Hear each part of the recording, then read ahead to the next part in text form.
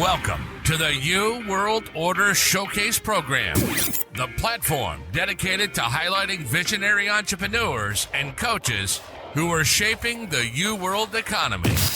Each week, we're celebrating the power of the individual and coming together to uplift and empower one another to reach new heights of growth and prosperity as we showcase a coach, company, or entrepreneur stepping out to be the change they want to see in the world. With our collective efforts, we're creating a world where every person has the tools to realize their full potential and thrive like never before. Join us today as we chat with this week's guest to learn how they got started, what they're doing, and how they're making a difference in shaping the U World Order.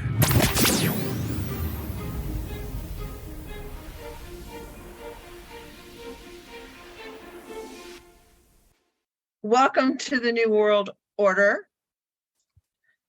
The U I love World it. Order. Love the name. The name is awesome. Yeah, I heard it for the first time with a networking group that I was involved with. Mm-hmm.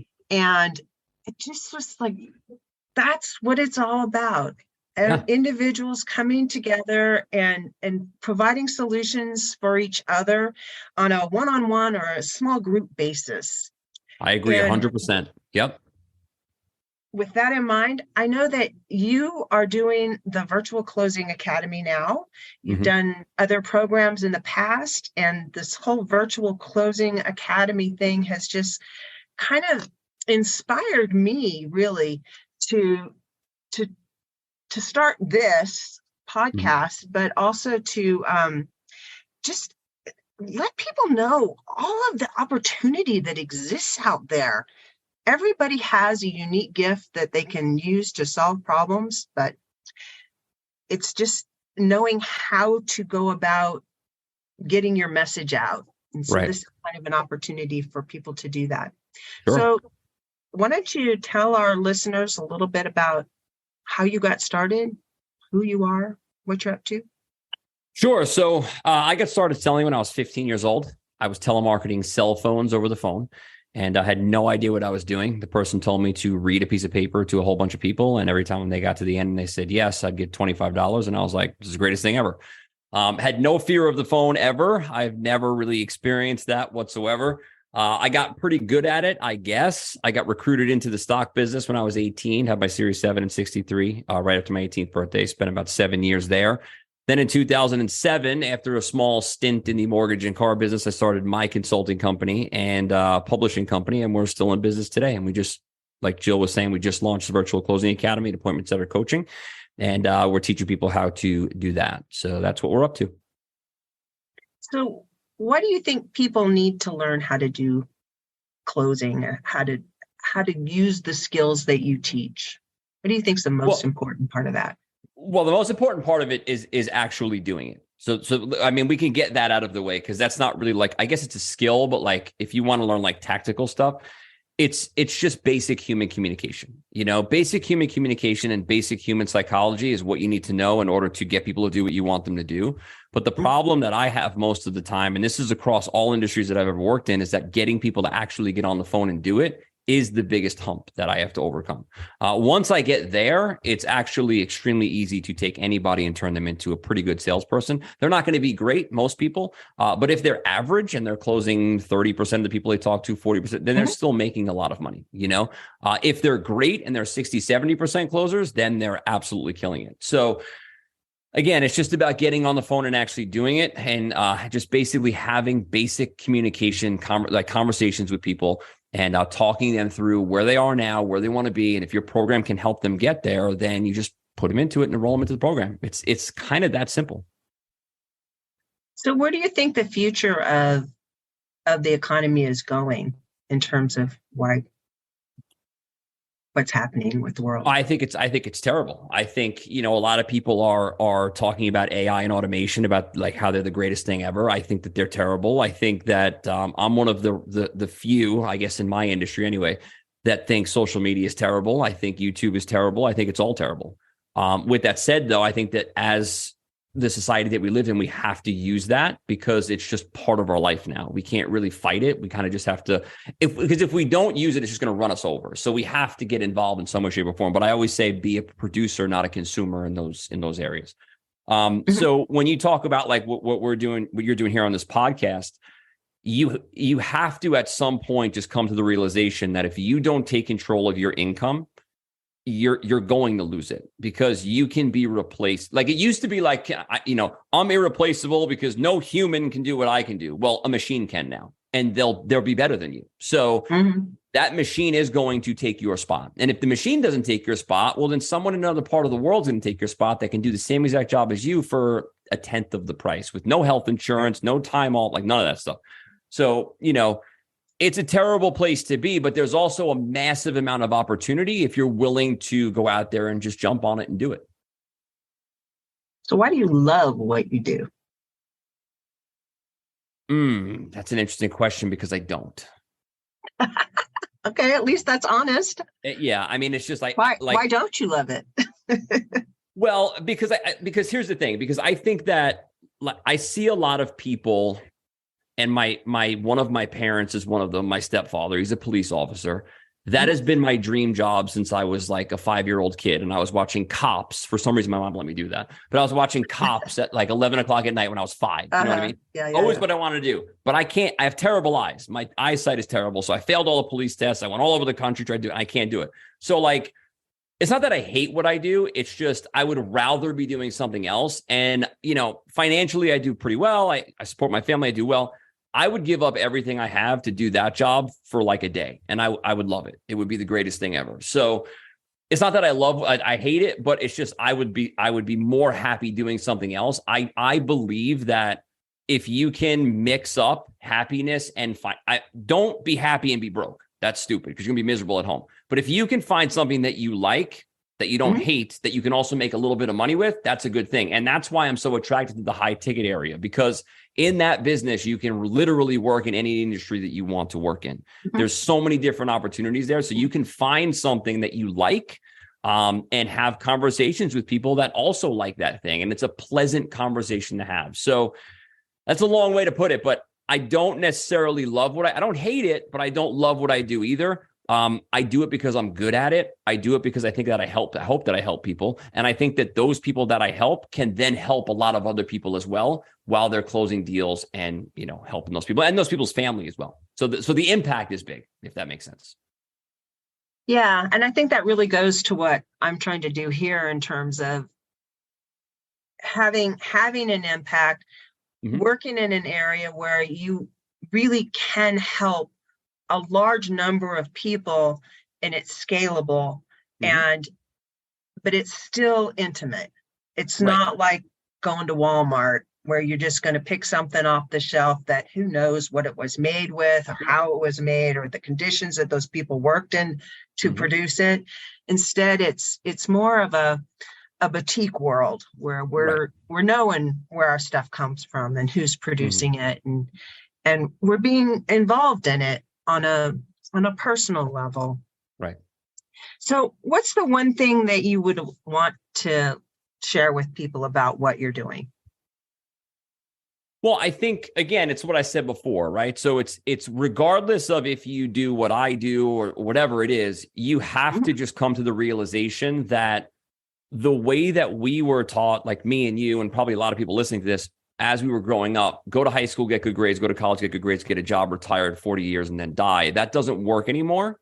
And you have to just come to that realization. You can keep fighting it. You can keep trying, but you're going to get seriously hurt if you do financially, right? You're going to get seriously hurt financially if you do. So you have to just come to that realization. The quicker that you do, the better off you're going to be, because you're going to have a head start. It's not here right now, but within the next 3 to 5 years, the economy's, and everyone, it's not just me, like everyone's saying the same thing. It's just nobody's really listening, Elon Musk says it like every single day. So it's a major problem. And if you can just come to that realization that you need to take control of your income and your time, and you have to be able to make an income without the need for a job or a boss. And again, it doesn't have to be what I do. It could be anything. But as long as you do something like that, where you can create your own income without having to be reliant on a job, you'll be okay. That's like the one message that I have for everybody. That's the purpose behind what I do. just because I think what I do is the most straightforward way to get there. But there are other ways. I mean, look, you could do Shopify, you could do Amazon. There's a million different things. It doesn't have to be what I do. Yeah. But you have to find something. Opportunities right now are endless. It's everywhere. just like everywhere. Yep. The biggest problem I have in life is like slowing down long enough to just like focus on one thing. I'm going to just do this one thing. A lot of people have that problem. Because just like I could do that and that and make money at it. Right. And what's crazy about it too is they all work. Yes. They all work. So like, don't like people say like, oh, Amazon is dead or Shopify. They all work. It's just a matter of how much you're willing to put into it and how much of that never quit attitude you have. Because it may take you like 2 years to get a good brand going on Amazon, but you will make a lot of money doing it if you stick with it. So, it's not like having choosing a plan. Right. Having a plan and sticking to it. Yep. And knowing how to get the result that you want to get. Sure. Just running out there and trying everything is a recipe for disaster. Yeah, you don't want to. And a lot of people do that, because you were a low. Oh yeah, the low ticket game. That's all they do. They try something for 2 days, they quit, they buy something else. So yeah, you have to have a plan. You have to stick to it, and that's why I always say like find something that maybe you don't love it, but you're not miserable at it either, and you're really good at it. I believe that everybody has something that they're really good at. Find out what that is for you and just beat it to death. I'm a good salesman. I mean, like, what am I going to do? And modeling. What's that? And modeling. And find a model coach, right? Get somebody that's been there before, do what they're doing, get the result. Yep. Just follow the model. Just follow the path. It works every single time. And we do that every day too. Like I'm doing it right now, and you'd probably appreciate this. Our cat tower broke yesterday. Mm-hmm. So I'm like, we're not buying a new one because every time we buy them, they break. I'm building a cat tower. So what did I do? I went on YouTube and I was like, how to build a cat tower, found a video, and I'm just going to go to the store, buy some wood, build it. And we do it all the time. People say modeling is weird. Like, no, it's weird because of the way that you're thinking about it. We do it all the time, every single day. So just take that same principle and just apply it to your fitness or your health or your finance, whatever it is in life that you want to accomplish. Just someone that's been there before, just find out what they're doing, do that, and it works. Yep. We built a camper the same way. Yeah. I've never built anything in my life, but there's this guy, his name is Dave. He's Endgame over on YouTube. Mm-hmm. And he built a camper out of wood. Granted, he's a cabinet maker. So, I mean, a little bit of an advantage. Difference. And the learning curve was great. Sure. But we're really happy with the result that we got. And it was just, we watched YouTube. We modeled somebody who'd been successful. That's all you got to do. It seems simple, but it works. It does. Yep. So, anything else you want to share with everybody? I mean, look, I think the main message from me would be to understand that things like AI automation and outsourcing, they are real. They are coming for your job and your income. You have to find some sort of path to make your own way in life. It's your responsibility to do that. Don't depend on other people because they're not going to help you. And again, I have a way to do it. There's other people that have other ways to do it. There's so many different ways. Understand that they all work. Find something that you think you can see yourself doing for a long period of time. Stick with that. Like we were talking about, model somebody else who's done it before. And then it's not going to be easy.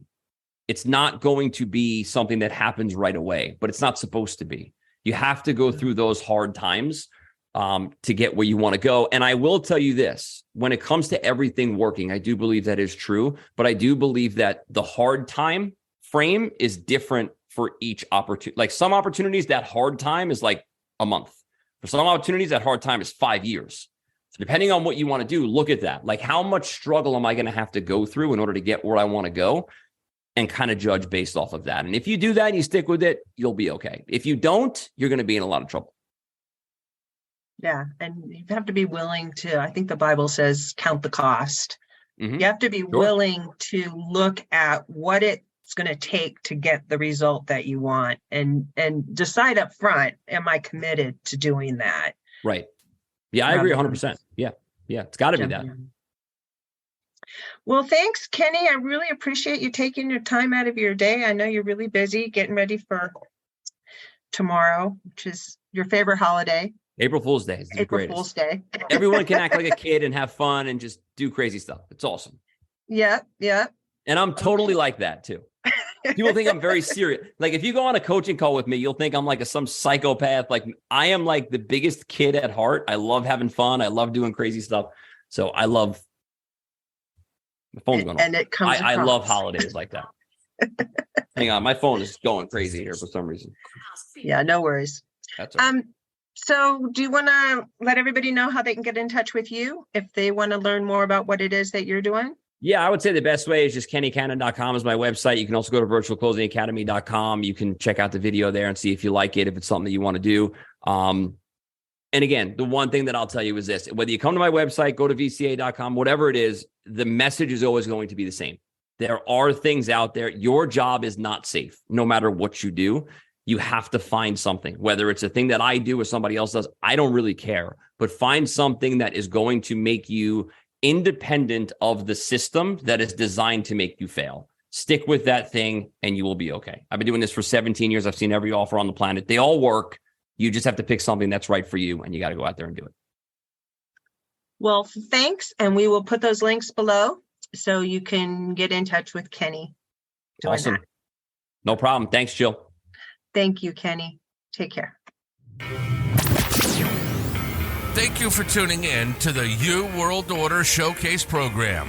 We hope today's episode has inspired you to consider how you can leverage your unique skills and talents to be the change you want to see in the world. If you're ready to take the next step and turn your passion into a 5-figure part-time business, we invite you to schedule a private consult at heartlifecoach.com. During our Passion to Profit Breakthrough session, we'll work together to identify your strengths, clarify your vision, and develop a tailored plan for achieving your goals. Don't settle for mediocrity or let fear hold you back from pursuing your dreams. With the right guidance and support, you can build a thriving business that brings you joy, financial freedom, and the opportunity to make a positive impact in the world. Head over to heartlifecoach.com today to schedule your Passion to Profit Breakthrough session and take the first step towards creating the life you've always wanted. Thanks for listening, and we'll see you next time on the U World Order Showcase program.